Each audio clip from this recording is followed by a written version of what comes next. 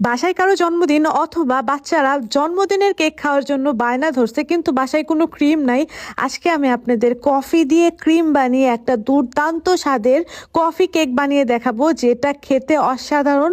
যারা coffee lover আছে তারা কিন্তু এটা অনেক বেশি পছন্দ করবে, আর যাদের হাজব্যান্ড কফি লাভার তারা কিন্তু তাদের হাজব্যান্ডকে এই কেক বানিয়ে সারপ্রাইজ করতে পারবেন। তো প্রথমে আমি রুম টেম্পারেচারে থাকা 2টা ডিম নিয়েছি।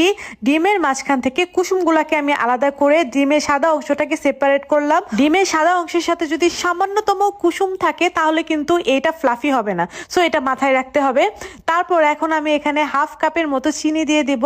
হাফ কাপের মতো চিনি আমি দুইবারে দিয়ে হ্যান্ড উইক্স দিয়ে খুব ভালোভাবে নেড়ে চেড়ে এরকম ফ্লাফি করে নেব। আর এটাকে 10 থেকে 15 মিনিটের মতো নাড়তে নাড়তে তারপর ফ্লাফি করতে হবে। আর যাদের ইলেকট্রনিক বিটার আছে তারা কিন্তু 1 মিনিটেই এই কাজটা করতে পারবেন। যাই হোক, যখনই ডিমটা ফমি হয়ে আসছে তখনই এর ভিতরে কুসুম দিয়ে খুব ভালোভাবে মিশিয়ে নিয়েছি।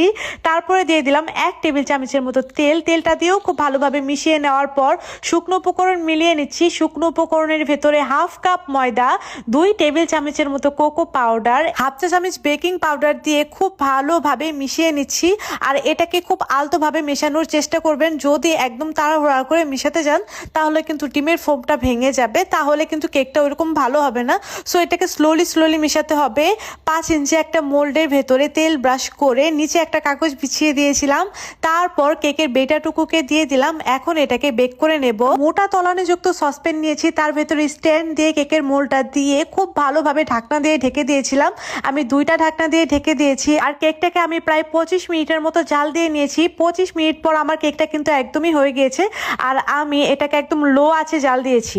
যাই হোক, এখন ক্রিমটাকে বানিয়ে নেব। তার জন্য আমি 1 চা চামচের মতো কফি নিয়ে সেই সাথে এখানে প্রায় 2 টেবিল চামচের মতো দিয়ে দিচ্ছি চিনিটা বেশি দেওয়া ট্রাই করবেন, এতে করে ক্রিমটা খেতে মিষ্টি মিষ্টি লাগবে এবং কেকটা খেতেও অনেক বেশি ভালো লাগবে। তারপর এখানে প্রায় 3 টেবিল চামচের মতো পানি দিয়ে এটাকে এখন খুব ভালোভাবে ইলেকট্রনিক বিটার দিয়ে বিট করে নিচ্ছি।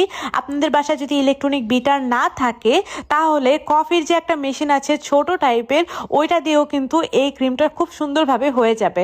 আর ওইটাও যদি না থাকে তাহলে এটা হাত দিয়ে করতে পারবেন, তবে হাত দিয়ে এটা অনেক বেশি টাইম লাগবে। সো হাত দিয়ে করার থেকে কফির ওই ছোট মেশিনটা দিয়ে করলে এটা অনেক বেশি ভালো হবে। আমার ক্রিম কিন্তু অলমোস্ট রেডি হয়ে গিয়েছে। আমার এটা করতে প্রায় 2 থেকে 3 মিনিটের মতো টাইম লেগেছিল। কেকটাকে আমি ঠান্ডা করে তারপর মোল্ড আউট করে নিলাম। দেখতেই পাচ্ছেন কেকটা কত সুন্দর হয়েছে। আর কেকটাকে এখন আমি 3টা স্লাইস করে নেব। আর দেখতেই পাচ্ছেন কতটা স্পঞ্জি হয়েছে কেকটা, মাশাআল্লাহ। এখন আমি কেকটাকে ডেকোরেশন করে নেব। সো কেকটাকে ডেকোরেশন করার আগে কেকটাকে হালকাভাবে ভিজিয়ে নেব, অর্থাৎ এখানে আমি সুগার সিরাপ দিয়ে কেকটাকে ভিজিয়ে নিচ্ছি। এখন কেকটাকে আরো বেশি ডেলিশিয়াস করার জন্য এর উপরে দিয়ে দিচ্ছি একদম ঘন দুধটাকে আমি খুব ভালোভাবে ঘন করে নিয়েছি। যাই হোক, এটা দিলেও চলে না দিলেও চলে, আমি টেস্টের জন্য দিলাম, এটা খেতে অনেক বেশি ভালো লাগবে তার জন্য। তার উপরে দিয়ে দিচ্ছি সেই আমাদের কফির ক্রিমটা।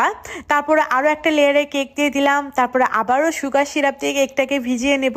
তারপরে উপরে আবারও আমি কফির ক্রিমটাকে দিয়ে দিব। আর এখন কেকের উপরে যে একটা স্লাইস ছিল সেটাকে আমি ভালোভাবে ব্লেন্ড করে নিয়ে কেকের সাইড দিয়ে লাগিয়ে নিয়েছি। আর সবার উপরে আমি একটু চকলেট দিয়ে দিচ্ছি। এখানে আপনারা ডার্ক চকলেটও দিতে পারেন, তবে আমি হোয়াইট চকলেট দিচ্ছি। হোয়াইট চকলেটটা গ্রেটার দিয়ে গ্রেট করে দিলাম, এতে করে এটা খেতে আরো বেশি ভালো লাগবে।